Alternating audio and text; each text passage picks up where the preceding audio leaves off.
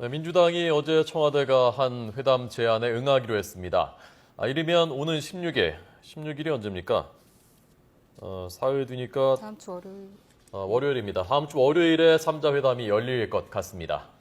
네, 다만 민주당이 핵심 의제로 국정원 개혁과 박근혜 대통령의 사과를 요구하고 있어서 의제 조율 과정이 주목됩니다. 국회로 가보겠습니다. 박조은 기자. 네, 박조은입니다. 네, 민주당이 3자 회담에 응하기로 명확하게 입장을 밝혔죠.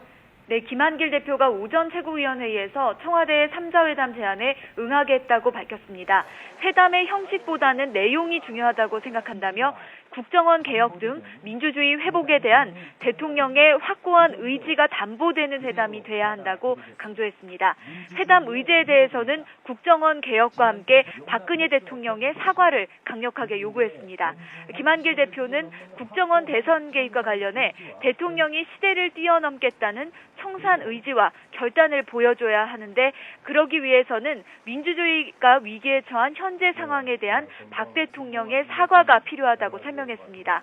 또 국정원 개혁안에 대해서는 국민과 역사의 관점에서 정보기관의 정치개혁 악습에 대한 인적, 제도적 청산이 있어야 한다고 말했습니다. 김한길 대표의 발표 내용을 직접 들어보시겠습니다. 박근혜 대통령이 한 시대를 정리하고 새로운 시대로 가고자 하는 의지를 보여주는 것이 중요하다는 것입니다. 그러기 위해서는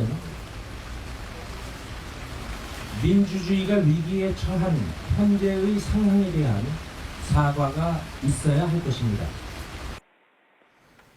자, 민주당의 이런 입장에 대해서 청와대와 새누리당은 어떤 입장입니까?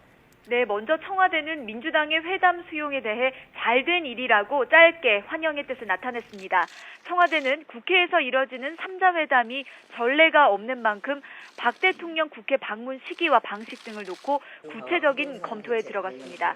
현재로서는 박 대통령이 오는 16일 오후 국회에서 강창희 의장 등 국회의장단과 여야 대표들에게 러시아, 베트남 방문 결과를 먼저 설명한 뒤 곧이어 3자 회담에 들어갈 것으로 보입니다.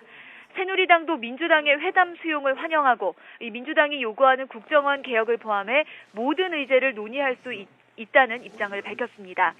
추경호 원내대표는 특히 의제와 관련해서 회담이 성공적으로 마무리되려면 의제를 특정하기보다는 국정 전반에 걸쳐 모든 의제를 논의해야 된다고 말했습니다. 직접 들어보시겠습니다.